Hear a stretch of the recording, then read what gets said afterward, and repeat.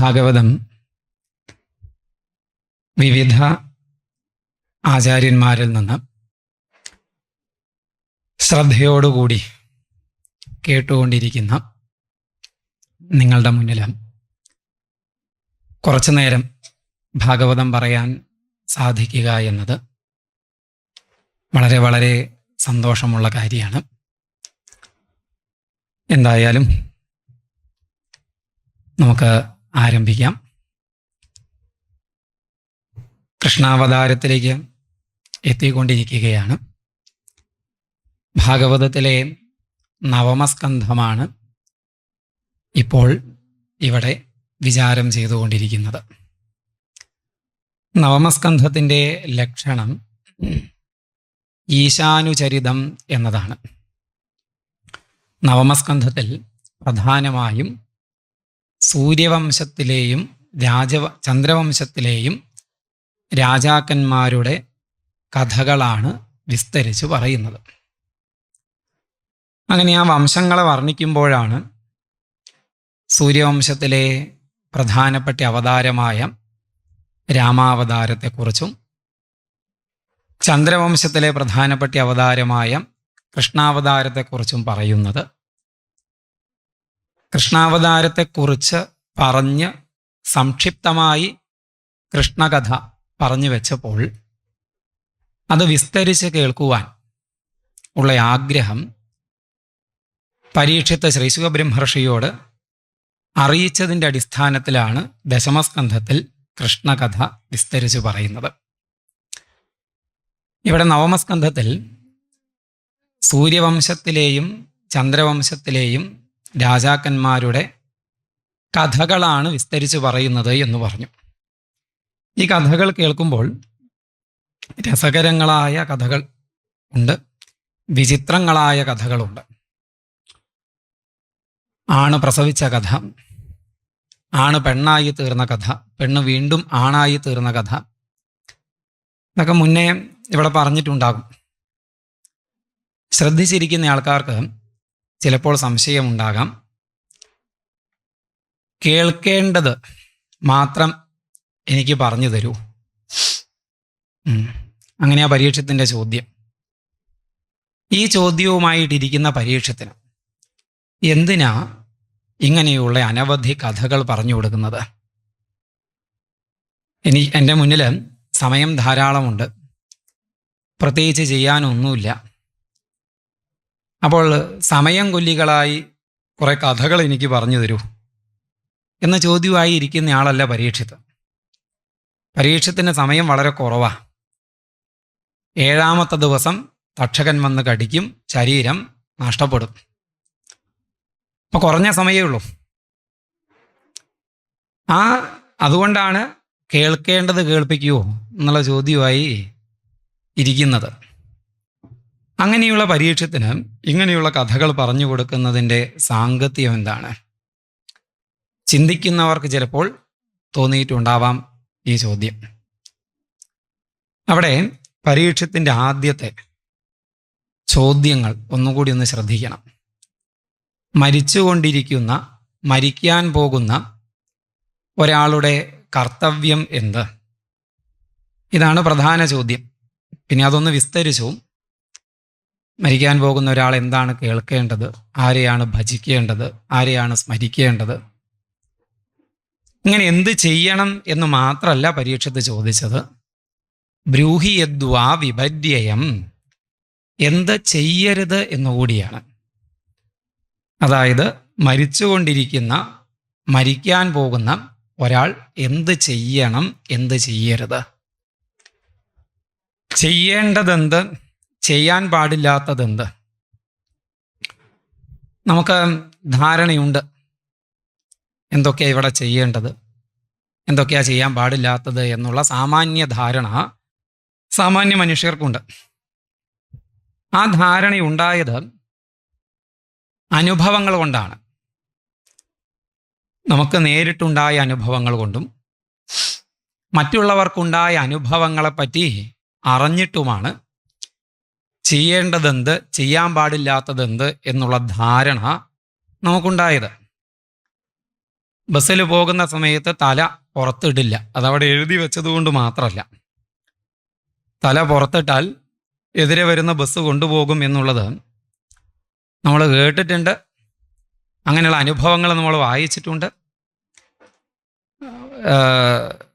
വെള്ളം ഉള്ള പ്രതലത്തിലൂടെ നടക്കുമ്പോൾ മെല്ലെ നടക്കൂ. വഴുക്കി വീഴും എന്ന് നമുക്കറിയാം. അതുകൊണ്ടാണ് മെല്ലെ നടക്കുന്നത്. അതെന്തുകൊണ്ടാണ്? മുന്നേ വേഗം നടന്ന് വഴുക്കി വീണിട്ടുണ്ട്. അപ്പോൾ അനുഭവങ്ങളാണ് വിധിയെന്ത്, പ്രതിഷേധമെന്ത് എന്നുള്ള ധാരണ, ചെയ്യേണ്ടതെന്ത്, ചെയ്യാൻ പാടില്ലാത്തത് എന്ത് എന്നുള്ള സാമാന്യ ധാരണ മനുഷ്യനുണ്ടാക്കുന്നത്.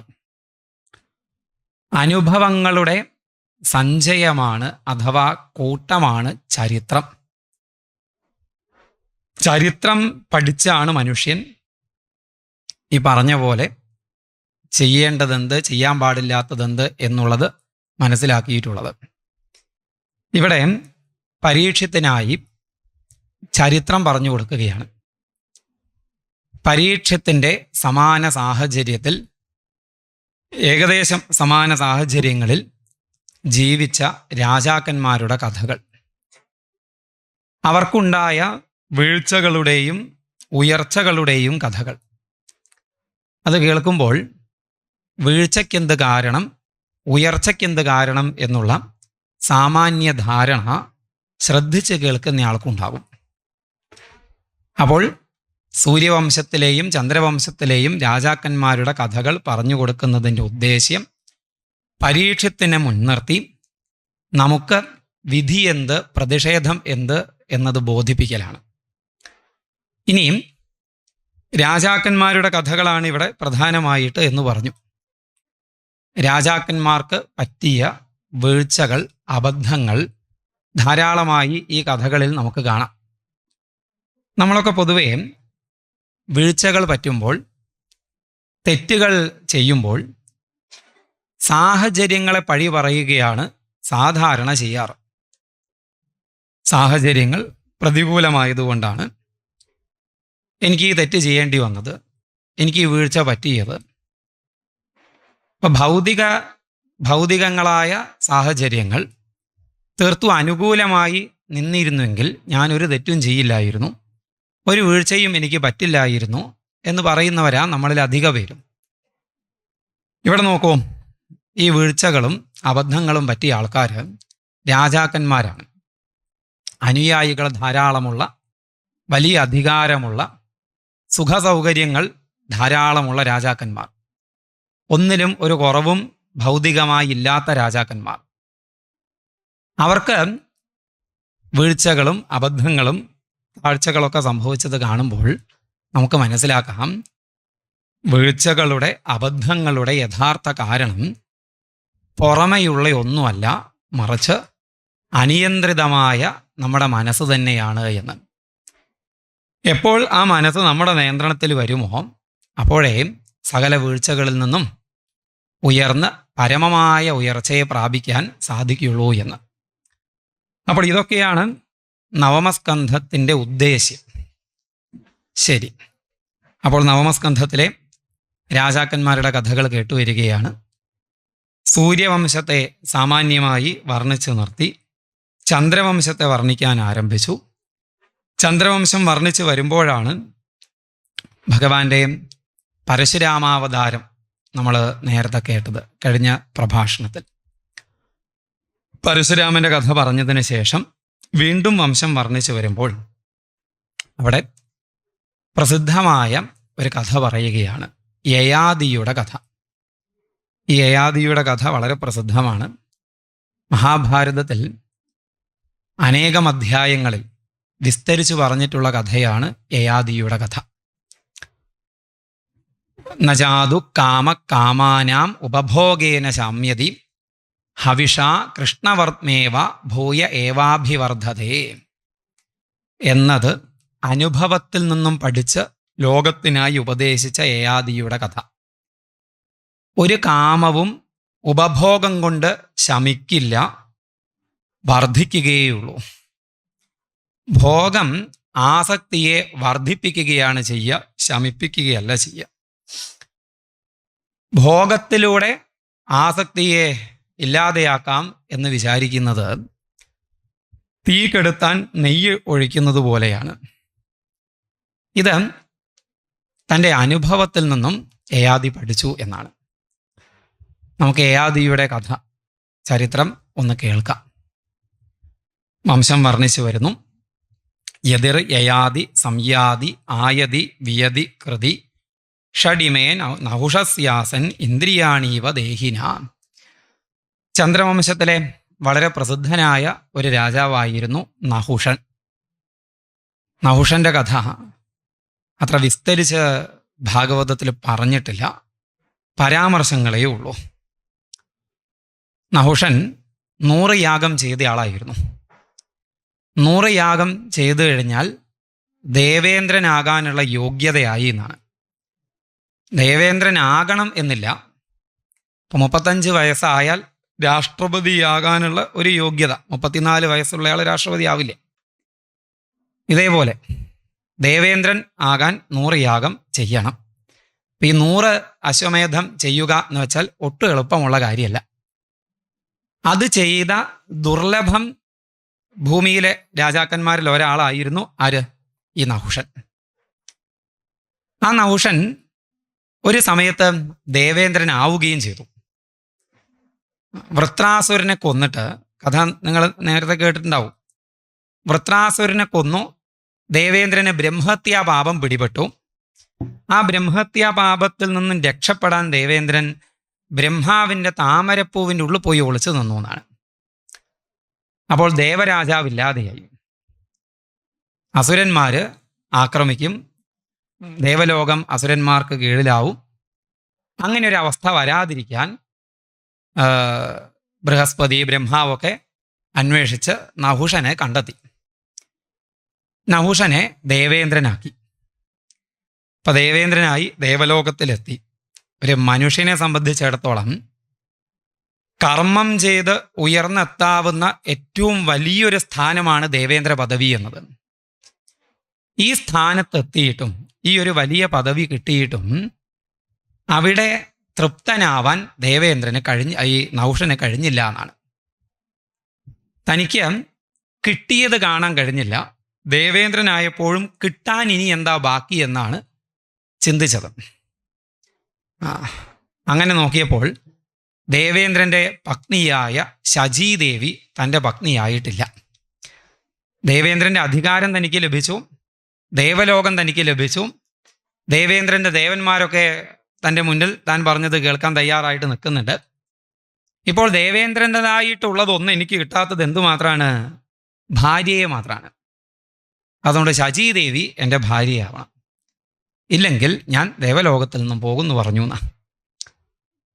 ശചീദേവി വലിയ വിഷമത്തിലായി. ഇയാൾ ദേവലോകത്തിൽ നിന്നും പോയാലും വിഷമം, ഇയാളുടെ ഭാര്യയാവുക എന്നുള്ളത് ആലോചിക്കാനും വയ്യ. എന്താ ഇനി ചെയ്യുക? ശചീദേവി ദേവേന്ദ്രൻ അന്വേഷിച്ച് കണ്ടുപിടിച്ചു. എന്നിട്ട് ദേവേന്ദ്രനോട് ഈ വിഷമാവസ്ഥ അറിയിച്ചു. ദേവേന്ദ്രൻ ഒരു ഉപായം നിർദ്ദേശിച്ചു.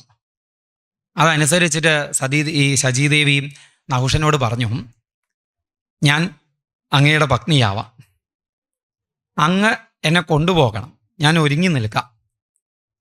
അങ്ങ് എന്നെ കൊണ്ടുപോകാൻ വരേണ്ടത് അവാഹ്യവാഹനനായിട്ടാണ്. അങ്ങനെയാ പറയുന്നത്, അവാഹ്യവാഹനനായിട്ട്. അതായത് വഹിക്കുവാൻ പാടില്ലാത്തവരാൽ വഹിക്കപ്പെട്ട വാഹനത്തിൽ കയറിയിട്ട് അങ്ങ് വരണം എന്നാണ്. അപ്പം ഇദ്ദേഹത്തിന് ആദ്യം മനസ്സിലായില്ല, പിന്നെ ആലോചിച്ചപ്പോൾ മനസ്സിലാക്കി. ഒരു കാരണം കൊണ്ടും പല്ലക്ക് എടുപ്പിക്കാൻ പാടില്ലാത്ത ആൾക്കാരെ കൊണ്ട് എടുപ്പിച്ച പല്ലക്കിൽ കയറി താൻ വരണം എന്നാണ് ശചീദേവി ഉദ്ദേശിക്കുന്നത് എന്നാണ്. എന്നിട്ട് ലോകാരാധ്യരായ സപ്തർഷികളെ കൊണ്ട് പല്ലക്കെടുപ്പിച്ചു എന്നാണ്.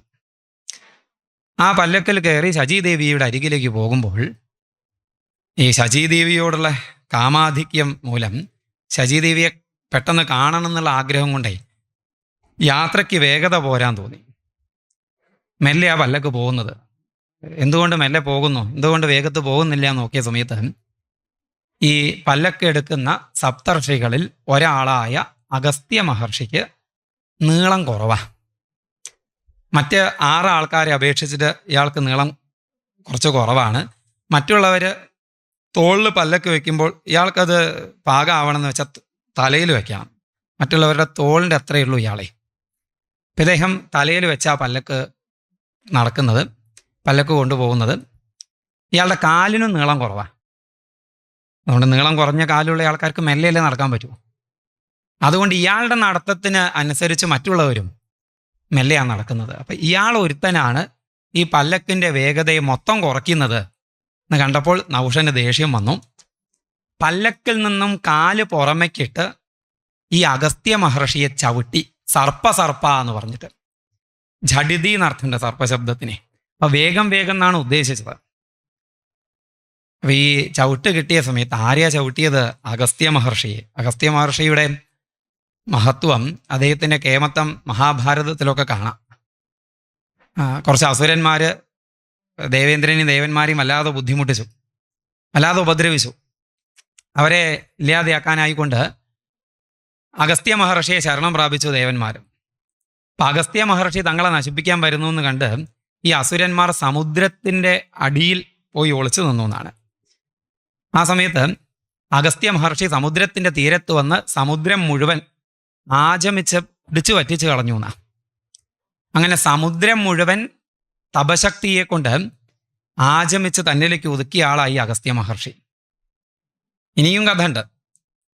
മഹാമേരു പർവ്വതത്തോട് മത്സരിച്ച് വിന്ധ്യപർവ്വതം അങ്ങ് ഉയർന്നു എന്നാണ് ഒരു സന്ദർഭത്തിൽ. ദേവീ ഭാഗവതത്തിൽ ആ കഥ കാണാം. ഉയർന്ന് മഹാമേരുവിനേക്കാൾ മുകളിലേക്ക് ഞാനെത്തുമെന്ന് പറഞ്ഞ് അങ്ങ് ഉയർന്നത്. അപ്പം സൂര്യഗതി തടസ്സപ്പെട്ടു എന്നാണ്. സൂര്യന് പോകാൻ കഴിയുന്നില്ല. അങ്ങനെ വന്നപ്പോൾ കാലമയെ സ്തംഭിച്ചു. അങ്ങനെ ഒരു അവസ്ഥ വന്ന സമയത്ത് ദേവന്മാർ അന്ന് ഉത്തരേന്ത്യയിൽ കാശിയിൽ വിശാലാക്ഷിയെ ഉപാസിച്ചു കൊണ്ടിരിക്കുകയായിരുന്ന അഗസ്ത്യ മഹർഷിയുടെ അരികെ ചെന്ന് ഈ ഒരു വിഷമാവസ്ഥ പരിഹരിച്ചു തരണമെന്ന് ആവശ്യപ്പെടുകയും അദ്ദേഹം വാരാണസിയിൽ നിന്ന്, കാശിയിൽ നിന്ന് ദക്ഷിണേന്ത്യയിലേക്ക് ഇങ്ങോട്ട് പോന്നു. നടുവിലാണല്ലോ ഈ വിന്ധ്യപർവ്വതം. അപ്പം ഈ അഗസ്ത്യ മഹർഷി വരുന്നത് കണ്ടപ്പോൾ വിന്ധ്യപർവ്വതം താഴ്ന്നു, അദ്ദേഹത്തിൻ്റെ പ്രഭാവം അറിയുന്നതുകൊണ്ട്. അപ്പം അഗസ്ത്യ മഹർഷി പറഞ്ഞു, എനിക്ക് മറുഭാഗത്തേക്ക് പോകണം, മറുഭാഗത്തേക്ക് പോയാൽ മാത്രം പോരാ, ഇങ്ങോട്ട് തിരിച്ചും വരണം. അതുകൊണ്ട് ഞാൻ തിരികെ വന്നിട്ട് നീ ഉയർന്നാൽ മതി എന്ന് പറഞ്ഞു. അദ്ദേഹം ഇങ്ങ് പോന്നു, പിന്നെ അങ്ങ് പോയില്ല. നമ്മുടെ ദക്ഷിണേന്ത്യക്കാരനായി അഗസ്ത്യകൂടത്തിൽ അവിടെ തപസ് ചെയ്യുന്നു എന്നാണ്.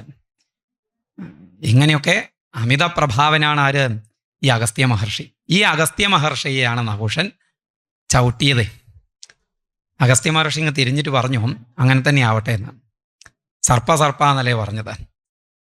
ഇവര് പല്ലൊക്കെ ഈ ശചീദേവിയുടെ കൊട്ടാരത്തിൻ്റെ മുന്നിൽ കൊണ്ടുവച്ച് കർട്ടൻ ഇങ്ങ് നീക്കിയ സമയത്ത് ഒരു പെരുമ്പാമ്പ് പല്ലക്കിൻ്റെ ഉള്ളിൽ ഇഴഞ്ഞ് പുറത്തേക്ക് ഇറങ്ങി ഭൂമിയിലേക്ക് വീണു എന്ന.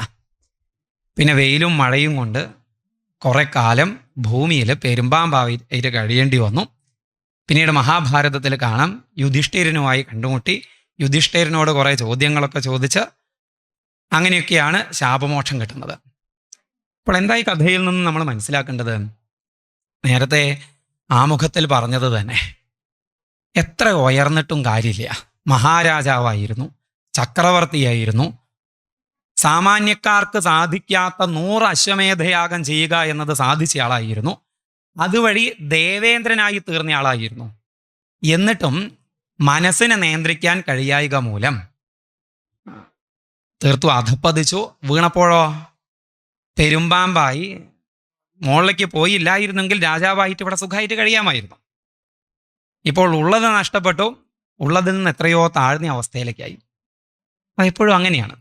നമ്മൾ മുകളിലേക്ക് പോകുമ്പോൾ കൂടുതൽ ശ്രദ്ധിക്കണം. ഇരിക്കുന്ന ഉയർച്ചയെ അപേക്ഷിച്ചാണ് വീഴ്ചയുടെ ആക്കവും വീഴ്ചയിൽ പറ്റുന്ന പരിക്കിൻ്റെ വലുപ്പവും. ഇപ്പം കസേരയിലിരിക്കുന്ന നിങ്ങൾ കുറച്ച് പേടിക്കണം ഈ നിലത്തിരിക്കുന്ന ആൾക്കാരെക്കാൾ. നിങ്ങളെക്കാൾ കൂടുതൽ ഞാൻ പേടിക്കണം. കാരണം ഞാൻ നല്ലോണം ഉയരത്തില്ല. ഈ സ്റ്റേജിലും ഒരു വീടൊക്കെ വെച്ച് അതിൻ്റെ മുകളിലാണ്. ഞാൻ ഇവിടുന്ന് താഴത്തേക്ക് വീണാൽ നിങ്ങൾക്ക് വീണ് പറ്റുന്നതിനേക്കാൾ കൂടുതൽ പരിക്ക് എനിക്ക് പറ്റുവേ. അതുകൊണ്ട് ഭഗവാൻ അനുഗ്രഹങ്ങളായി ജീവിതത്തിൽ ഉയർച്ചകൾ നൽകുമ്പോൾ, ഉയരങ്ങളിലേക്ക് നമ്മൾ ഇരുത്തുമ്പോൾ കൂടുതൽ വിനയമുള്ളവരാവുക, ഭക്തിയുള്ളവരാവുക, അടിത്തറ ഉറപ്പിച്ചോളുക. മുകളിലേക്ക് ഇങ്ങനെ നില പടുത്തു പോകുന്ന സമയത്ത് അടിത്തറയ്ക്ക് ഉറപ്പില്ല എങ്കിൽ തകർന്നു തരിപ്പണാവും എന്നർത്ഥം. ഇങ്ങനെയുള്ള എത്രയോ കഥകൾ നമുക്ക് പുരാണങ്ങളിൽ കാണാം, ഭാഗവതത്തിൽ പ്രത്യേകിച്ച് കാണാം.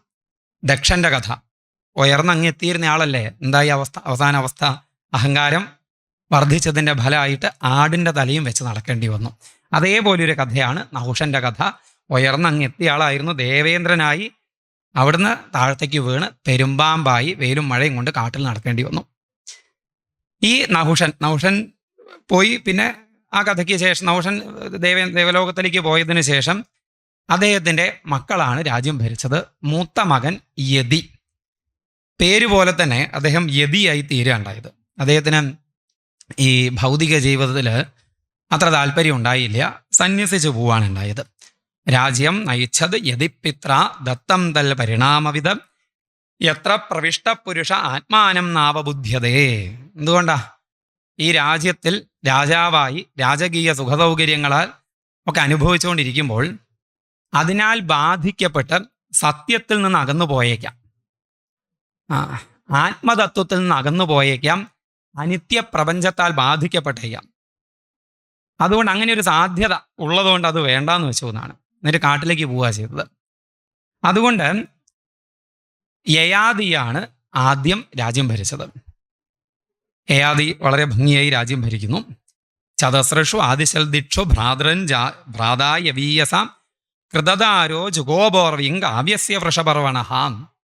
അദ്ദേഹം ഭൂമി മുഴുവൻ തന്നെ തൻ്റെ കീഴിലാക്കി ചക്രവർത്തിയായി രാജ്യം ഭരിച്ചു. വൃഷപർവാവിൻ്റെ മകളെ അദ്ദേഹം ഭാര്യയാക്കി. അതേപോലെ കാവ്യൻ്റെ മകളെ, ശുക്രാചാര്യരുടെ മകളായ ദേവയാനിയെയും, ആദ്യം പറയേണ്ടത് ദേവയാനിയെ ആദ്യം ഭാര്യയാക്കി. പിന്നെ ദേവയാനിയുടെ പണിക്കാരിയായ വൃഷപർവാവിൻ്റെ മകളായ ശർമ്മിഷ്ഠയെയും ഭാര്യയാക്കി എന്ന് പറഞ്ഞാൽ ശർമ്മിഷ്ഠയിൽ പുത്രോത്പാദനം ചെയ്തു. ഇത് പറഞ്ഞ സമയത്ത് ആ കഥ വിസ്തരിച്ച് പറഞ്ഞു തരൂ പറഞ്ഞു തരാൻ ആവശ്യപ്പെടുകയാണ് ആര്? രാജാവ്. ബ്രഹ്മർഷിർ ഭഗവാൻ കാവ്യ ക്ഷത്രബന്ധുശ്ച നാഹുഷ രാജന്യ വിപ്രയോഗസ്മാത് വിവാഹ പ്രതിലോമക. അതാ സംശയം. ഈ പ്രതിലോമ വിവാഹം സംഭവിക്കാൻ എന്താ കാരണം? നാഹുഷ ക്ഷത്രബന്ധു. നാഹുഷന്റെ പുത്രനായ യയാതി ക്ഷത്രബന്ധുവാണ്, ക്ഷത്രിയനാണ്. കാവ്യൻ, അതായത് ശുക്രാചാര്യര്, ബ്രാഹ്മണനാണ്. അപ്പോൾ ശുക്രാചാര്യരുടെ മകൾ ബ്രാഹ്മണ സ്ത്രീയാണ്, ഇയാൾ ക്ഷത്രിയനാണ്. ഇപ്പം ക്ഷത്രിയ പുരുഷൻ ബ്രാഹ്മണ സ്ത്രീയെ വിവാഹം കഴിക്കുക എന്നുള്ളത് അന്നത്തെ വ്യവസ്ഥയ്ക്ക് അന്നത്തെ കാലത്ത് വ്യവസ്ഥ അംഗീകരിച്ചിട്ടുള്ളതല്ല. പ്രതിലോമ വിവാഹമാണെന്നാണ്. പ്രതിലോമം എന്ന് വെച്ചാൽ ഈ രോമത്തിന് വിപരീതം എന്നാണ് അർത്ഥം. അനുലോമം, പ്രതിലോമം.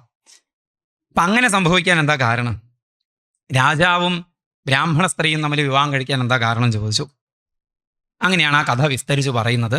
ഏകദാ ദാനവേന്ദ്രസ്യ ശർമ്മിഷ്ഠാനാമ കന്യക സഖീസഹസ്ര സംയുക്ത ഗുരുപുത്ര്യാച ഭാമിനി. അന്ന് അസുര രാജാവ് വൃഷപർവാവായിരുന്നു. വൃഷപർവാവിൻ്റെ മകളാണ് ശർമ്മിഷ്ഠ. ഈ വൃഷപർവാവ് അസുര രാജാവ്, അസുര ഗുരു ശുക്രാചാര്യരുടെ മകളാണ് ദേവയാനി. ദേവയാനിയും ശർമ്മിഷ്ഠയും കൂട്ടുകാരികളാണ്. രാജാവിൻ്റെ മകളും ഗുരുവിൻ്റെ മകളും കൂട്ടുകാരികളാണ്. അവർ മറ്റ് തോഴിമാരോട് കൂടിയിട്ട് ഒരിക്കൽ കാട്ടിലേക്ക് പോയി. കാട്ടിൽ ഒരു ജലാശയത്തിൽ കുളിച്ചുകൊണ്ടിരിക്കെ ഭാഗവതനുസരിച്ചിട്ട് ആ സമയത്ത് മഹാദേവൻ പാർവതീദേവിയോട് കൂടി അവിടേക്ക് വന്നു എന്നാണ്.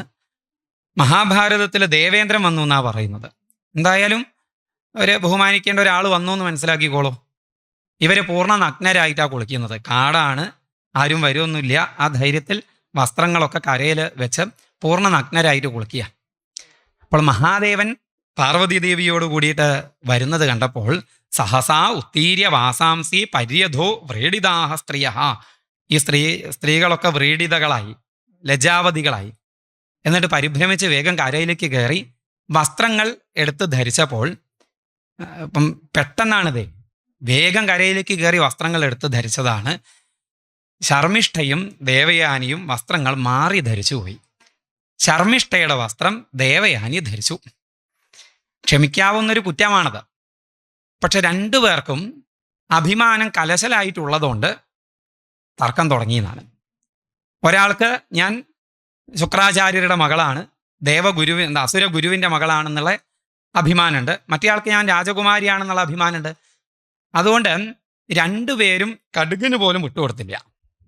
അഹോ നിരീക്ഷത സ്വീയമ്മത്വ പ്രകുപിത ദേവയാനീതമബ്രവീതം. ഈ ശർമ്മിഷ്ഠ തൻ്റെ വസ്ത്രം ധരിച്ച് കണ്ട സമയത്ത് ദേവയാനി ദേഷ്യത്തോടു കൂടിയിട്ട് പറഞ്ഞു, അഹോ നിരീക്ഷ്യതാം അസ്യ ദാസ്യാകർമ്മ ഹ്യസാമ്പ്രതം അസ്മദ്ധാര്യം ധൃതവതി സുനീവ ഹവിരധ്വരെ. മഹാഭാരതത്തിലൊക്കെ വിസ്തരിച്ച് പറയുന്നുണ്ട് അവരങ്ങോട്ടും ഇങ്ങോട്ടും വിളിച്ച ചീത്തകളൊക്കെ. ഒന്നിപ്പോൾ വിസ്തരിച്ചിട്ട് പ്രത്യേകിച്ച് നമുക്ക് പ്രയോജനമൊന്നുമില്ല. എന്തായാലും അങ്ങോട്ടും ഇങ്ങോട്ടും കുറേ ചീത്തകൾ വിളിച്ചു പറഞ്ഞു. ദേഷ്യം വന്നിട്ട് ശർമ്മിഷ്ഠ, രാജകുമാരി ശർമ്മിഷ്ഠയാണ്, അതുകൊണ്ട് തന്നെ തോഴികളൊക്കെ ശർമ്മിഷ്ഠ പറഞ്ഞാലാ കേൾക്കുക. അധികാര ശർമ്മിഷ്ഠയ്ക്കാണല്ലോ കൂടുക. ശക്തി കൂടെ ദേവയാനിക്കായിരിക്കാം, പക്ഷെ അധികാരം കൂടെ ശർമ്മിഷ്ഠയ്ക്കായതുകൊണ്ട്, മാത്രമല്ല ക്ഷത്രിയ സ്ത്രീയുമാണ്, രാജാവിൻ്റെ മകളല്ലേ, അസുര രാജാവുമാണ്. ഇപ്പൊ ശക്തിയൊക്കെ കായിക ബലമൊക്കെ കൂടെ ആർക്കായിരിക്കാം? ശർമ്മിഷ്ഠയ്ക്കായിരിക്കാം. അതുകൊണ്ട് തന്നെ പറഞ്ഞ് കുറച്ച് കഴിഞ്ഞപ്പോൾ ഉന്തും തള്ളുമൊക്കെയായി ദേഷ്യം വന്ന ശർമ്മിഷ്ഠ ഈ ദേവയാനി ഉടുത്ത വസ്ത്രം കൂടി അഴിച്ച് വാങ്ങി ദേവയാനിയെ, അവിടെ ഒരു പൊട്ടക്കിണറുണ്ടായിരുന്നു, ആ പൊട്ടക്കിണറ്റിലേക്ക് തള്ളി വിട്ടിട്ട് അങ്ങ് പോവുകയും ചെയ്തു എന്നാണ്. ആ കാട്ടിൽ ഈ പൊട്ടക്കിണറ്റിൽ കരയുകയാണ് ദേവയാനി, പൊട്ടക്കിണറ്റിൽ വീണ് കരയുക. ആ സമയത്താണ് നമ്മുടെ യയാതി വേട്ടയാടാനായി കൊണ്ട് കാട്ടിലെത്തിയത്. പെൺകുട്ടിയുടെ കരച്ചിൽ കേട്ട് ഈ കിണറിൻ്റെ അരികെ എത്തി നോക്കിയപ്പോൾ പൂർണ്ണ നഗ്നയായിക്കൊണ്ടൊരു പെൺകുട്ടി കരയുകയാണ്. അദ്ദേഹം വേഗം തൻ്റെ ഉത്തരീയം അങ്ങിട്ട് കൊടുത്തു. ആ ഉത്തരീയം കൊണ്ട് ആ പെൺകുട്ടി നഗ്നത മറച്ചു എന്ന് കണ്ടപ്പോൾ കൈ പിടിച്ചു കരയിലേക്ക് കയറ്റി. എന്നിട്ട് നീ നിൻ്റെ വീട്ടിലേക്ക് പോയിക്കോളൂ, ഞാൻ പോകാമെന്നും പറഞ്ഞ് രഥത്തിലേക്ക് കയറാൻ പുറപ്പെട്ട സമയത്തുണ്ട് ഇവളും കൂടെ രഥത്തിലേക്ക് കയറുന്നു. എങ്ങോട്ടാ വരുന്നതെന്ന് ചോദിച്ചു. ഞാനും അങ്ങയുടെ കൂടെ പോരാന്ന് പറഞ്ഞു. എന്തിനെന്നോ? പുടവ തന്നയാളുടെ കൂടെയല്ലേ പെണ്ണുങ്ങൾ പോവുക അല്ലേ? അങ്ങനെനിക്ക് പുടവ തന്നു, കയ്യും പിടിച്ചു. ഈ രണ്ട് കാര്യമാണ് കല്യാണത്തിൽ പ്രധാനപ്പെട്ട കാര്യങ്ങളെന്നാണ്. പുടവ കൊടുക്കുക, കൈ പിടിക്കുക. പാണിഗ്രഹണവും കഴിഞ്ഞു, ഈ പുടവ തരലും കഴിഞ്ഞു. ഞാൻ അങ്ങയുടെ ഭാര്യ എന്ന് പറഞ്ഞു. യയാതി ചോദിച്ചു, നീ ആരാന്ന്? ഞാൻ ശുക്രാചാര്യരുടെ മകളാ, ദേവയാനി. നമ്മൾ തമ്മിലുള്ള ബന്ധം ശരിയല്ല, അത് പ്രതിലോമ വിവാഹമാണ്. നീ ബ്രാഹ്മണ സ്ത്രീയാണ്, ഞാൻ ക്ഷത്രിയ പുരുഷനാണ്. ഇത് അറിഞ്ഞു കഴിഞ്ഞാൽ നിൻ്റെ അച്ഛന് ദേഷ്യം വരും, അദ്ദേഹം ശപിക്കും. ദേവയാനി പറഞ്ഞു, ശപിക്കുകയൊന്നുമില്ല, എന്നെ ഒരു ബ്രാഹ്മണൻ വിവാഹം കഴിക്കില്ല. അതെന്തുകൊണ്ടാ? എനിക്ക് മുന്നേ ഒരു ശാപം കിട്ടിയിട്ടുണ്ട്. ആരിൽ നിന്നും? ബൃഹസ്പതിയുടെ പുത്രനായ കജനിൽ നിന്നും. അതെന്താ ഉണ്ടായത്? കജനുമായിട്ടൊരു എഫയർ ഉണ്ടായി എന്നാണ്.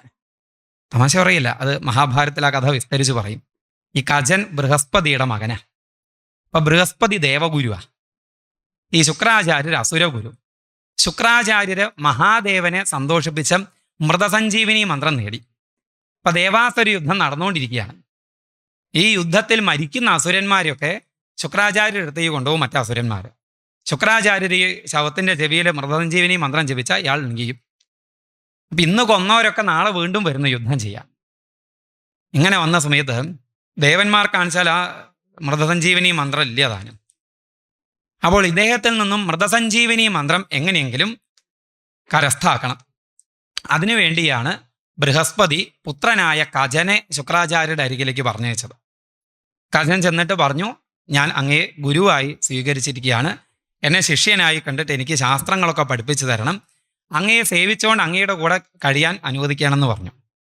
സമ്മതിച്ചു. കജൻ അവിടെ കഴിയുന്നു. കുറച്ച് ദിവസങ്ങളെ കൊണ്ട് കജന് ഈ മൃതസഞ്ജീവിനി മന്ത്രം എങ്ങനെയെങ്കിലും നേടണം, അതാണ് ഉദ്ദേശ്യം. അതിന് ശുക്രാചാര്യരെ സന്തോഷിപ്പിക്കണം. ശുക്രാചാര്യർക്ക് ഏറ്റവും അധികം ഇഷ്ടം മകളായ ദേവയാനിയാണ്. ദേവയാനി എന്തു പറഞ്ഞാലും ശുക്രാചാര്യർ അത് കേൾക്കും. അതുകൊണ്ട് ദേവയാനിയെയും സന്തോഷിപ്പിക്കണം. ദേവയാനിയെ തൻ്റെ പാട്ടിലാക്കിയാൽ ശുക്രാചാര്യർ സ്വാഭാവികമായിട്ട് തൻ്റെ വഴിക്ക് വന്നോളും. അതുകൊണ്ട് കജൻ ദേവയാനിയെ കുറച്ച് ദിവസങ്ങളെ കൊണ്ട് തൻ്റെ വശത്തിലാക്കി. അപ്പം ഇത് അസുരന്മാരറിഞ്ഞു, ഈ കജൻ ഇവിടെ വന്ന് താമസിക്കുന്നത് ഈ ഉദ്ദേശത്തോടു കൂടിയാണ്. പക്ഷെ അത് തങ്ങൾ നേരിട്ട് പറഞ്ഞാൽ ശുക്രാചാര്യർ അത് അംഗീകരിക്കില്ല. ഇവനെ ഇവിടെ അധികം നിർത്തിയാൽ പറ്റില്ല. എന്ത് ചെയ്തു അസുരന്മാർ? കജൻ ഈ യാഗത്തിന് വേണ്ട സാധനങ്ങളൊക്കെ ശേഖരിക്കാൻ കാട്ടിലേക്ക് പോയൊരു ദിവസം കാട്ടിൽ വെച്ച് അസുരന്മാർ കജനെ പിടിച്ച് വെട്ടിക്കൊന്ന് ചെന്നായ്ക്കൾക്ക് തിന്നാൻ ഇട്ട് കൊടുത്തു എന്നാണ്. ചെന്നായ്ക്കൾ കജനെ തിന്നുകയും ചെയ്തു. വൈകുന്നേരമായിട്ടും കജൻ വരുന്നില്ല. ദേവയാനി വലിയ വിഷമത്തിലായി. ശുക്രാചാര്യോട് പറഞ്ഞു, കജൻ വരുന്നില്ല, അങ്ങെന്തെങ്കിലും ചെയ്യണം, കജനെന്തോ അപകടം പറ്റിയെന്ന് എനിക്ക് തോന്നുന്നു. ശുക്രാചാര്യർ മൃതസഞ്ജീവനി മന്ത്രം ജപിച്ചു ഈ കജനെ ഉദ്ദേശിച്ചുകൊണ്ട്. അപ്പം ചെന്നായ്ക്കളുടെ വയറ്റിൽ നിന്നും കജൻ, അവരുടെ വയറൊക്കെ പിളർന്ന് വയറ്റിൽ നിന്നും കജൻ ഇങ്ങ് വന്നു എന്നാണ്. വീണ്ടും വേറൊരു ദിവസം കജനെ അസുരന്മാർ കൊന്നു. എന്നിട്ട് സമുദ്രത്തിൽ കലക്കി, കജനെ കൊന്ന് ഭസ്മമാക്കി സമുദ്രത്തിൽ കലക്കി. വീണ്ടും മൃതസഞ്ജീവനി മന്ത്രം ഈ ദേവയാനി പറഞ്ഞതനുസരിച്ച് ജപിച്ച് സമുദ്രത്തിൽ നിന്ന് ഇയാൾ വന്നു. ഇതിന് എന്തെങ്കിലും ഒരു പരിഹാരം ഉണ്ടാക്കിയേ തീരും. അസുരന്മാരെന്ത് ചെയ്തു? ഇപ്രാവശ്യം കജനെ കൊന്നിട്ട് കജനെ ദഹിപ്പിച്ചു. ആ ഭസ്മം അവർ മദ്യത്തിൽ കലക്കി. ഈ മദ്യം ശുക്രാചാര്യരെ കൊണ്ട് കുടിപ്പിച്ചു. ശുക്രാചാര്യർ ആ മദ്യം കഴിച്ചു. രാത്രിയായിട്ട് കജൻ വരുന്നില്ല. പതിവ് പോലെ ദേവയാനി പോയി സങ്കടം പറഞ്ഞു. പതിവ് പോലെ ശുക്രാചാര്യർ മൃതസഞ്ജീവനി മന്ത്രം ജപിച്ച് കജനെ വിളിച്ചപ്പോൾ കജൻ വയറ്റിൻ്റെ ഉള്ളിൽ വിളി കേട്ടു, ഗുരുനാഥ, ഞാൻ അങ്ങയുടെ വയറ്റിലാണ്. നീ എങ്ങനെ എൻ്റെ വയറ്റിലെത്തിയെന്ന് ചോദിച്ചു. അങ്ങ് മദ്യം കഴിച്ചില്ലേ? ആ മദ്യത്തിൽ ഞാനും ഉണ്ടായിരുന്നു. എന്നെ ഭസ്മാക്കി ആ മദ്യത്തിൽ കലർത്തിയിരുന്നു. ഇനിയിപ്പോൾ എന്താ ചെയ്യുക? ദേവയാനി പറഞ്ഞു, എനിക്ക് നിങ്ങൾ രണ്ടുപേരും വേണം. കജനും വേണം, അച്ഛനും വേണം. രണ്ടുപേരിൽ ഒരാളില്ലാതെയായ ഞാൻ ഉണ്ടാവില്ല. ഇനിയിപ്പം നിവൃത്തിയില്ല. തൻ്റെ വയറ്റിൽ കിടക്കുന്ന കജന് ഈ ശുക്രാചാര്യർ മൃതസഞ്ജീവനി മന്ത്രം ഉപദേശിച്ചു കൊടുത്തു. എന്നിട്ട് പറഞ്ഞു, നീ എൻ്റെ വയറ് പിളർന്ന് പുറത്തേക്ക് വരിക, അപ്പോൾ ഞാൻ മരിച്ചു പോവും. മരിച്ചു കഴിഞ്ഞാലോ മൃതസഞ്ജീവനി മന്ത്രം ജപിച്ച് ജീവിപ്പിച്ചാൽ മതി. കജൻ അങ്ങനെ ചെയ്തു. അപ്പം മൃതസഞ്ജീവനി മന്ത്രം കജന് കിട്ടി. അതായിരുന്നു കജൻ്റെ ഉദ്ദേശ്യം. അത് കിട്ടി. തൊഴുന്ന് നമസ്കരിച്ചു. സന്തോഷത്തോടു കൂടിയിട്ട്, ഗുരുനാഥ, ഇനി ഞാൻ പോവുകയാണ്, എനിക്ക് വിട തരണം എന്ന് പറഞ്ഞു. ദേവയാനി സന്തോഷത്തോടു കൂടിയിട്ട് വന്നിട്ട് പറഞ്ഞു, നമ്മുടെ കാര്യം പറയൂ, ഞാനും കൂടെ പോരുണ്ടെന്ന് പറഞ്ഞു. കജൻ ചോദിച്ചു, എന്ത് നമ്മുടെ കാര്യം? നീ എങ്ങനെ എൻ്റെ കൂടെ പോരാ? ഞാൻ അങ്ങയ്ക്കായി സ്വയം സമർപ്പിച്ച ആളാ ഞാൻ. അങ്ങനെ വിവാഹം കഴിക്കണം. കജൻ പറഞ്ഞു, നിന്നെ ഞാൻ വിവാഹം കഴിക്കില്ല. നിന്നെ എങ്ങനെ ഞാൻ വിവാഹം കഴിക്കുക? നിന്റെ അച്ഛൻ്റെ വയറ്റിൽ നിന്ന് വന്നവനാ ഞാൻ. അപ്പം നിന്റെ സഹോദരനായില്ലേ ഞാൻ? എനിക്ക് പിതാവിന് തുല്യനായി നിന്റെ അച്ഛൻ. അപ്പം നിന്റെ സഹോദരനായി. അതുകൊണ്ട് നിന്നെ എനിക്ക് കല്യാണം കഴിക്കാൻ പറ്റില്ല എന്ന് പറഞ്ഞു.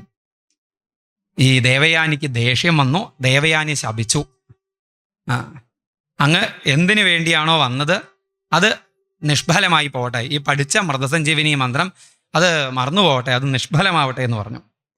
കജൻ പറഞ്ഞു, നിന്റെ ശാപം എനിക്ക് ഏൽക്കില്ല. എന്തുകൊണ്ട്?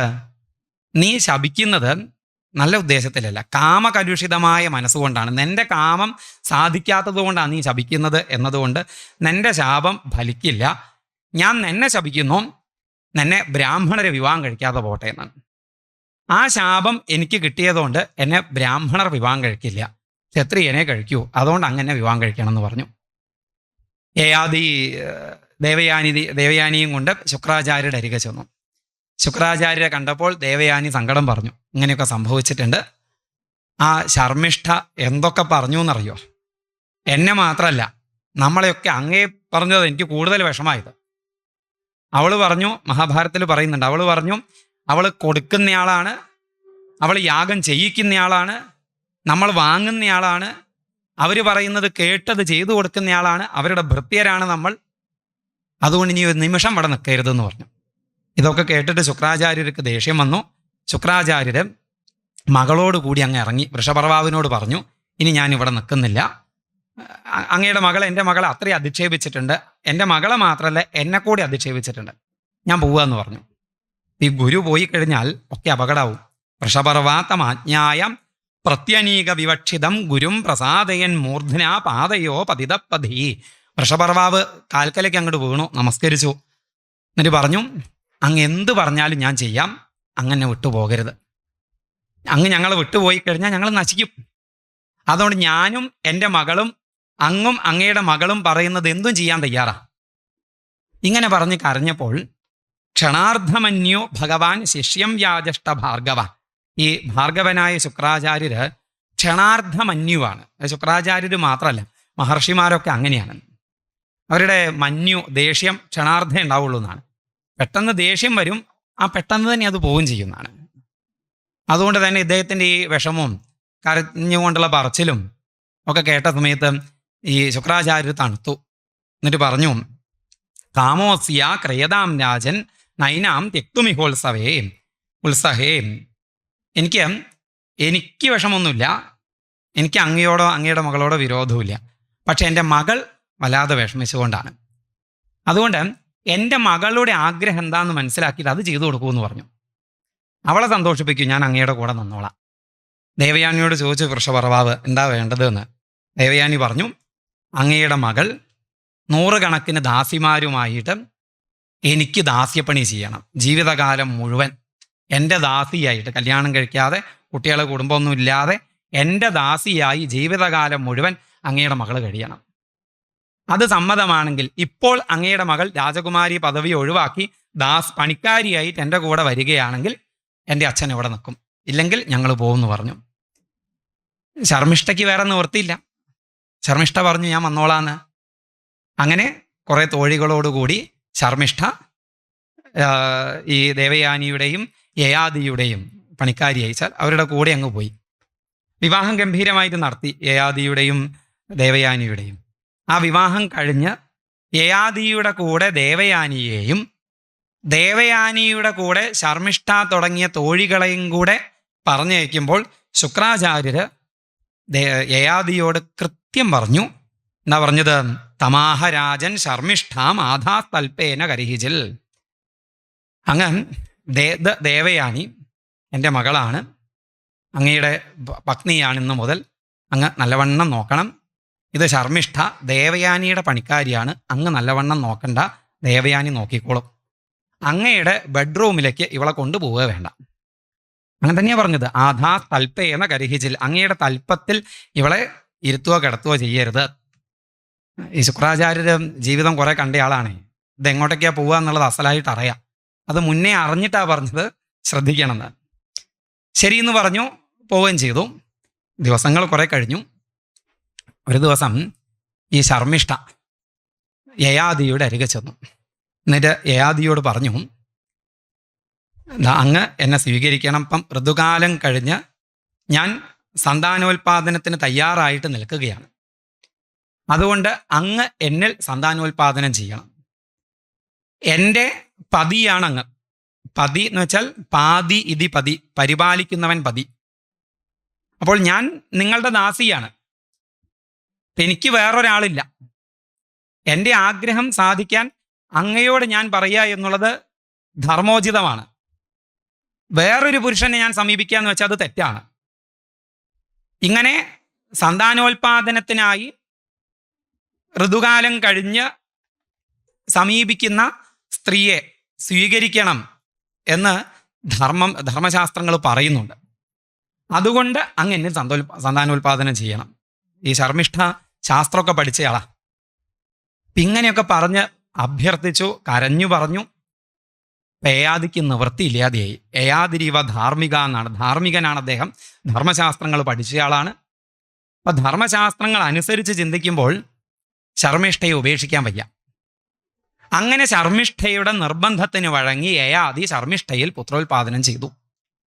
ഇത് കൃത്യമായിട്ട് നമ്മൾ മനസ്സിലാക്കേണ്ടതാണ്. യയാതി ശർമ്മിഷ്ഠയെ കണ്ട് മോഹിച്ച് ശർമ്മിഷ്ഠയുടെ പിറകു പോയതല്ല. ശർമ്മിഷ്ഠ വന്ന് അഭ്യർത്ഥിച്ചതാണ്. അഭ്യർത്ഥിച്ചെന്ന് മാത്രം പറഞ്ഞാൽ പോരാ, അത്രയും അപേക്ഷിച്ചതാണ്. അതുകൊണ്ടാണ് യയാതി അത് സ്വീകരിച്ചത്, അപേക്ഷ സ്വീകരിച്ചത്. അങ്ങനെ ശർമ്മിഷ്ഠ ഗർഭിണിയായി, പ്രസവിച്ച സമയത്ത് ദേവയാനിക്ക് സംശയം. ദേവയാനി ചോദിച്ചു, ആരാ നിൻ്റെ കുട്ടിയുടെ അച്ഛന്ന്? അപ്പം ശർമ്മിഷ്ഠ പറഞ്ഞു, അതൊരു സന്യാസിയാണ്, അദ്ദേഹത്തെ പകലൊന്നും കാണില്ല, രാത്രി വരും, രാത്രി വന്ന് എന്നെ അനുഗ്രഹിച്ചു, അങ്ങനെ കുട്ടി ഉണ്ടായതാണ്, ഇടയ്ക്ക് കുട്ടിയെ ലാളിക്കാനൊക്കെ രാത്രി വന്ന് പോവുള്ളൂ എന്ന് പറഞ്ഞു. പാവം ദേവയാനി അങ്ങനെ തന്നെയാന്ന് കരുതുകയും ചെയ്തു. പിന്നെയും ദിവസങ്ങൾ കുറെ കഴിഞ്ഞു. ശർമ്മിഷ്ഠയ്ക്ക് 3 മക്കളും ദേവയാനിക്ക് 2 മക്കളും. ഒരു ദിവസം ഈ കള്ളത്തരം മുഴുവൻ പൊളിഞ്ഞു. ഈ ദേവയാനിയും യയാതിയും കൂടെ ഉദ്യാനത്തിൽ ഇരിക്കുന്ന സമയത്ത് ശർമ്മിഷ്ഠയുടെ മക്കൾ അങ്ങോട്ട് കളിക്കാൻ വന്നു. കളിച്ചുകൊണ്ടിരിക്കുന്ന സമയത്ത് അവരെ അച്ഛനെ കണ്ടപ്പോൾ അച്ഛാന്നും വിളിച്ച് ഓടി വന്ന് യയാതി അങ്ങ് കെട്ടിപ്പിടിച്ചു എന്നാണ്. ആ അവസ്ഥയൊന്ന് ആലോചിച്ച് നോക്കൂ. ഭാര്യയുടെ കൂടെ അങ്ങനെ നടന്നു പോകുന്ന സമയത്ത് 3-4 കുട്ടികൾ ഓടി വന്ന് അച്ഛാ എന്ന് പറഞ്ഞ് കെട്ടിപ്പിടിച്ചാലുള്ള അവസ്ഥ. ഈ യയാതിക്ക് എന്താ ചെയ്യേണ്ടത് നിശ്ചല്ല, എന്താ പറയേണ്ടതെന്ന് അറിയില്ല. ദേവയാനി ജ്വലിച്ചു എന്നാണ്, കത്തി ജ്വലിച്ചു ദേഷ്യം കൊണ്ട്. ഇന്ന് ഞാൻ ശരിയാക്കുന്നുണ്ട്, അങ്ങ് വഞ്ചകനാണ്, ചതിയനാണ് എന്നൊക്കെ പറഞ്ഞ് നേരെ ശുക്രാചാര്യരുടെ അരികെ ചെന്നു. എന്നിട്ട് പറഞ്ഞു, ഇയാൾ എന്നെ പറ്റിച്ചു. അച്ഛൻ പറഞ്ഞില്ലേ, പ്രത്യേകം പറഞ്ഞിരുന്നില്ലേ, പറഞ്ഞയക്കുമ്പോൾ ശർമ്മിഷ്ഠയെ പരിഗണിക്കരുതെന്ന്. എനിക്ക് 2 ഉണ്ടായപ്പോൾ ശർമ്മിഷ്ഠയ്ക്ക് 3 മക്കളാണ് ഉണ്ടായത്. വലിയ സങ്കടമായിട്ട് പറഞ്ഞു. ദേഷ്യം വന്നു ശുക്രാചാര്യർക്ക്. ശുക്രാചാര്യർ ശപിച്ചു, തനിക്ക് ക്ഷയം പിടിക്കട്ടെ, വാർദ്ധക്യം പിടിപെടട്ടെ, ക്ഷയമല്ല വാർദ്ധക്യം പിടിപെടട്ടെ, ജര ബാധിക്കട്ടെ എന്ന് ശപിച്ചു. അപ്പം ഇദ്ദേഹത്തിൻ്റെ യൗവനം നഷ്ടപ്പെട്ടു, തീർത്തും വൃദ്ധനായി. അത് കണ്ടപ്പോൾ ശുക്രാചാര്യർക്ക് തന്നെ സങ്കടം തോന്നി. ശുക്രാചാര്യർ ശാപമോക്ഷം കൊടുത്തു. 5 മക്കളുണ്ടല്ലോ, ഏതെങ്കിലും ഒരു മകൻ പൂർണ്ണ സമ്മതത്തോടു കൂടിയിട്ട് അങ്ങയുടെ വാർദ്ധക്യം വാങ്ങാനും ആ മകൻ്റെ യൗവനം തരാനും തയ്യാറായാൽ മകൻ്റെ യൗവനം കൊണ്ട് സുഖം അനുഭവിച്ചോളാൻ പറഞ്ഞു. സാമാന്യം ലേശം ഉളുപ്പ് നാണം ഉള്ള ഒരാൾ മക്കളോട് ചോദിക്കുമോ? ഇദ്ദേഹം ചോദിച്ചു എന്നാണ്. 5 മക്കളെയും വിളിച്ചിട്ട് പറഞ്ഞു, നിങ്ങളുടെ അമ്മമാരോട് കൂടി ലോകസുഖം അനുഭവിച്ചിട്ട് എനിക്ക് തൃപ്തിയായിട്ടില്ല, അതുകൊണ്ട് നിങ്ങളുടെ യൗവനം, നിങ്ങളുടെ ആരുടെങ്കിലും യൗവനം എനിക്ക് തരണം. ഓരോരുത്തരെയും വിളിച്ചിട്ടാട്ടോ പറഞ്ഞത്, 5 ആളെയും വിളിച്ചിട്ടല്ല. ആദ്യം യദുവിനെ വിളിച്ചു. എന്നിട്ട് യദുവിനോട് ഇത് പറഞ്ഞു. യദു പറഞ്ഞു, അവിദിത്വാ സുഖം ഗ്രാമ്യം വൈതൃഷ്ണ്യം നൈതി പൂരുഷ. ഞാൻ എൻ്റെ യൗവനം തരില്ല. എന്താ കാരണം? വിഷയസുഖങ്ങൾ കുറച്ചൊക്കെ അനുഭവിച്ചാലേ വൈതൃഷ്ണ്യം ഉണ്ടാവുള്ളൂ, ആഗ്രഹം ശമിക്കുള്ളൂ. അതുകൊണ്ട് ഈ വിഷയസുഖങ്ങൾ ലേശം അനുഭവിക്കാൻ യൗവനം എനിക്ക് വേണം. അപ്പം അച്ഛന് തന്നു കഴിഞ്ഞാൽ ഇത് കുറെ കഴിഞ്ഞിട്ട് എനിക്കിത് കിട്ടിയിട്ട് കാര്യമില്ല, അതുകൊണ്ട് ഞാൻ തരില്ല എന്ന് പറഞ്ഞു. മറ്റുള്ള മക്കളും ഹ്യനിത്യേ നിത്യബുദ്ധയ, പൂരി ഒഴികെ ബാക്കി 3 പേരും പറഞ്ഞു ഞങ്ങളുടെ യൗവനം അച്ഛന് തരില്ല എന്ന്. അവർ അനിത്യേ നിത്യബുദ്ധയ എന്നാണ്. അനിത്യപ്രപഞ്ചത്തിൽ നിത്യബുദ്ധി വെച്ചവരായിരുന്നു എന്നാണ്. ഈ അനിത്യ ശരീരത്തിൽ നിത്യബുദ്ധി വെച്ചവരായിരുന്നു. ഈ ശരീരം സത്യമാണ്, ശരീരസുഖമാണ് വലുത് എന്നൊക്കെ കരുതിയിരുന്ന അവർ ഈ ശരീരസുഖത്തെ ഉപേക്ഷിക്കാൻ തയ്യാറായില്ല. ഏറ്റവും ഇളയവനായ പൂരുവിനെ വിളിച്ചു. അപൃച്ഛൽ തനയം പൂരും വയസ്സോനം ഗുണാധികം. വയസ്സ് ഊനമാണ്, കുറവാണ്, ഗുണം അധികമാണ്. ഈ 5 മക്കളെയും 5 ആൾക്കാരിൽ വയസ്സിൽ കുറവും ഗുണത്തിൽ അധികമുള്ള ആളാണ് പൂരു എന്നാണ്. എന്നിട്ടിത് പറഞ്ഞ സമയത്ത് പൂരു പറഞ്ഞു, എൻ്റെ യൗവനം ഞാൻ തരാം, അച്ഛൻ പറഞ്ഞത് കേൾക്കുകയാണ് വേണ്ടത്. അച്ഛൻ പറഞ്ഞത് കേൾക്കുക എന്നല്ല, അച്ഛൻ്റെ മനസ്സിലുള്ളതെന്തോ അത് മനസ്സിലാക്കി ചെയ്തു കൊടുക്കുന്നയാളാണ് ഉത്തമപുത്രൻ. ഉത്തമഃ ചിന്തിതം കുര്യാത് പ്രോക്തകാരീതു മധ്യമ അധമഃ അശ്രദ്ധയാ കുര്യാത് അകർത്തോച്ചരിതം വിധൂം. എന്നിട്ട് പറഞ്ഞു, അച്ഛൻ ചിന്തിക്കുന്നത് അച്ഛൻ പറയാതെ ചെയ്തു കൊടുക്കുന്നയാളാണ് ഉത്തമപുത്രൻ. അച്ഛൻ പറയുന്നത് അനുസരിക്കുന്നയാളാണ് മധ്യമപുത്രൻ. അച്ഛൻ പറയുന്നത് ഇഷ്ടമുണ്ടായിട്ടൊന്നല്ല, ശപിച്ചിട്ടും ഓക്കെ മഹാഭാവി അച്ഛനായി പോയി, പറഞ്ഞത് കേട്ടില്ല എന്ന് വെച്ചാൽ കുരുത്തക്കേടുണ്ടാവും, ചെയ്തു കൊടുത്തേക്കാം എന്ന് പറഞ്ഞ് ചെയ്യുന്നയാള് അധമപുത്രൻ. അച്ഛൻ പറഞ്ഞത് കേൾക്കാത്തയാളോ? അച്ഛൻ പറഞ്ഞത് കേൾക്കാത്ത മക്കളെ, പുത്രനായാലും ശരി പുത്രിയായാലും ശരി, അകർത്തോച്ചരിതം വിധു എന്നാണ്. മക്കൾ എന്ന് പറയാൻ പറ്റില്ല എന്നാ. അച്ഛൻ്റെ ശരീരത്തിൽ നിന്നും പുറത്തേക്ക് പോകുന്ന പലതുണ്ട്, ജീവനുള്ളതുണ്ട്. മക്കൾ എന്ന് വിളിക്കാറുണ്ടോ? കൃമിയെ, പേനിയൊക്കെ മോനെ മോളെ എന്ന് വിളിക്കാറുണ്ടോ? ഇല്ല. നമ്മുടെ ശരീരത്തിൽ നിന്ന് പുറത്തേക്ക് പോകുന്നതാണേ, അത്രയേ ഉള്ളൂ എന്നാണ്. അച്ഛൻ പറഞ്ഞത് കേൾക്കാത്ത മക്കൾ എന്നൊക്കെ പറഞ്ഞിട്ടാണ് പൂരു തൻ്റെ യൗവനം പിതാവിന് നൽകിയത്. പൂരുവിൻ്റെ യൗവനം കൊണ്ട് കുറെ കാലം 2 ഭാര്യമാരോട് കൂടിയിട്ട് സുഖമായിട്ട് കഴിഞ്ഞു എന്നാണ്. അങ്ങനെ 2 ഭാര്യമാരോട് കൂടി സുഖമായി കഴിയുന്ന സമയത്ത് തന്നെ അദ്ദേഹം യാഗങ്ങളൊക്കെ ധാരാളമായിട്ട് ചെയ്തു.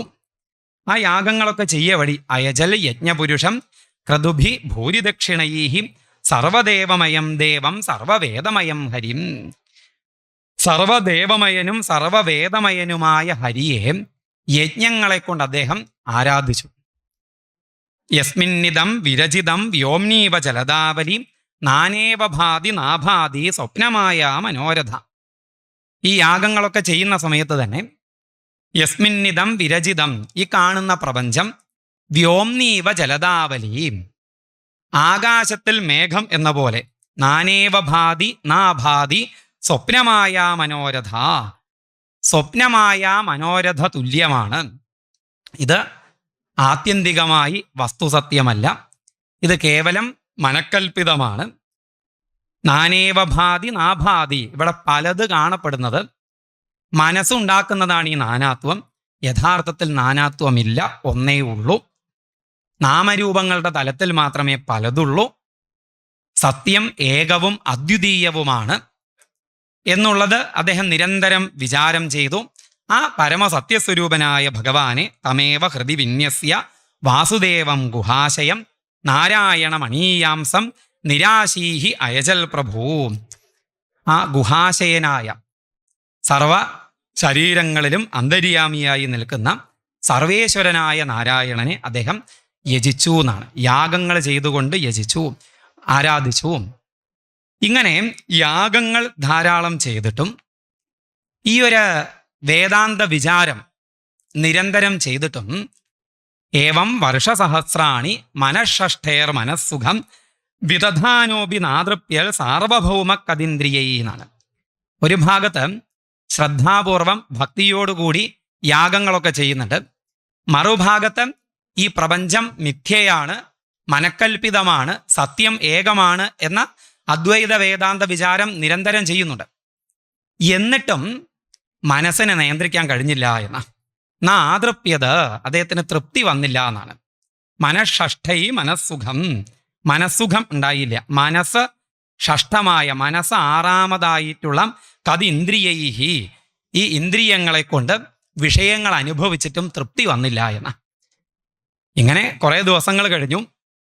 അദ്ദേഹത്തിന് ഒരു ദിവസം മനസ്സിലായി തൃപ്തി അനുഭവിച്ചിട്ട് വരില്ല എന്ന്. അത് മനസ്സിലായ ദിവസം ഭാര്യമാരെ അടുത്തേക്ക് വിളിച്ചു. എന്നിട്ട് ഭാര്യമാരോടായിട്ട് അദ്ദേഹം പറഞ്ഞു, ആദ്യം ഒരു കഥ പറഞ്ഞു. ആ കഥ നമുക്ക് വിസ്തരിച്ച് പറയേണ്ടതില്ല, അദ്ദേഹത്തിൻ്റെ ജീവിതം തന്നെ അദ്ദേഹം ഒരു കഥയായിട്ട് പറഞ്ഞതാ. ചെറുതായിട്ടൊന്ന് പറയാം. അദ്ദേഹം പറഞ്ഞു, ഒരു കാട്ടിൽ ഒരാടുണ്ടായിരുന്നു, ഒരു മുട്ടനാടുണ്ടായിരുന്നു. ആ മുട്ടനാട് ഒരു പെണ്ണാടിനെ കണ്ടു, മോഹിച്ചു, ആ പെണ്ണാടിനെ ഭാര്യയാക്കി. അങ്ങനെ ജീവിക്കുന്ന സമയത്ത് വേറൊരു പെണ്ണാടിനെ കണ്ടു ഈ മുട്ടനാട്. ആ പെണ്ണാടിൻ്റെ പിറകിൽ പോയി. അപ്പോൾ അത് ഈ പെണ്ണാടിൻ്റെ, ആദ്യത്തെ പെണ്ണാടിൻ്റെ യജമാനന് ഇഷ്ടമായില്ല. ആ യജമാനൻ ഈ മുട്ടനാടിൻ്റെ വൃഷണം ഛേദിച്ച് കളഞ്ഞു. തൻ്റെ കഥയായി പറയുന്നത് ആടിൻ്റെ കഥയായിട്ടേ. കഥ നമ്മൾ നേരത്തെ കേട്ടതാണല്ലോ. എന്നിട്ട് പറഞ്ഞു, കഥ പറഞ്ഞിട്ട് പറഞ്ഞു, ഇത് എൻ്റെ കഥ തന്നെയാണ്. ഇങ്ങനെയാണല്ലോ ഉണ്ടായത്. ആദ്യം ദേവയാനിയുടെ പിറകിൽ പോയി, പിറകു പോയി എന്ന് പറയാൻ വയ്യ, ദേവയാനിയെ പത്നിയാക്കി. പിന്നെ ശർമ്മിഷ്ഠ പത്നിയായി അവരോടുകൂടിയുള്ള ജീവിതത്തിൽ അങ്ങ് ഭ്രമിച്ചു. അവരോടുകൂടി ലൗകിക സുഖം അനുഭവിക്കാൻ പറ്റാത്ത അവസ്ഥ വന്നിട്ടും ഈ ലൗകിക സുഖം അനുഭവിച്ചിട്ട് തൃപ്തി വരാത്തത് മൂലം മകന്റെ യൗവനം വാങ്ങി ഇത്രയും കാലം വീണ്ടും സുഖം അനുഭവിച്ചു. എന്നിട്ട് തൃപ്തി വന്നിട്ടില്ല. ഇപ്പോൾ ഞാൻ എന്ത് മനസ്സിലാക്കുന്നു? ആത്മാനം അഭിജാനാമി മോഹിതസ്തവമായ തഥാഹം കൃപണസുഭ്രോ ഭവത്യാ പ്രേമയന്ത്രിത. ഭാര്യയോട് പറയാണ്, എൻ്റെ ഈ പ്രേമ ചങ്ങല കൊണ്ട് ഞാൻ ബന്ധിതനായി. എന്നിട്ട് ആത്മാവിനെ അറിയാതെ നിന്നിൽ ഞാൻ മോഹിച്ചു. എൻ്റെ ഇത്രയും കാലം വ്യർത്ഥമായി എന്നർത്ഥം. യൽ പൃഥിവ്യം, എന്നിട്ടോ നിങ്ങൾ 2 ഭാര്യമാർ എനിക്കുണ്ട്. ഇത്രയും കാലം നിങ്ങളുടെ കൂടെ ഞാൻ സുഖം അനുഭവിച്ചു, തൃപ്തി വന്നുവാ? ഇല്ല, ഇനിയും വേണമെന്നാണ് എൻ്റെ മനസ്സ് പറയുന്നത്.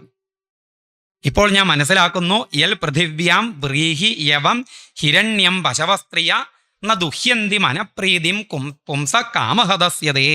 ഈ ഭൂമിയിൽ വ്രീഹി യവം ഹിരണ്യം, സ്വർണം, ഭൗതിക സുഖം നൽകുന്ന വിഷയങ്ങളൊക്കെ ഒരിക്കലും തൃപ്തി നൽകുന്നില്ല.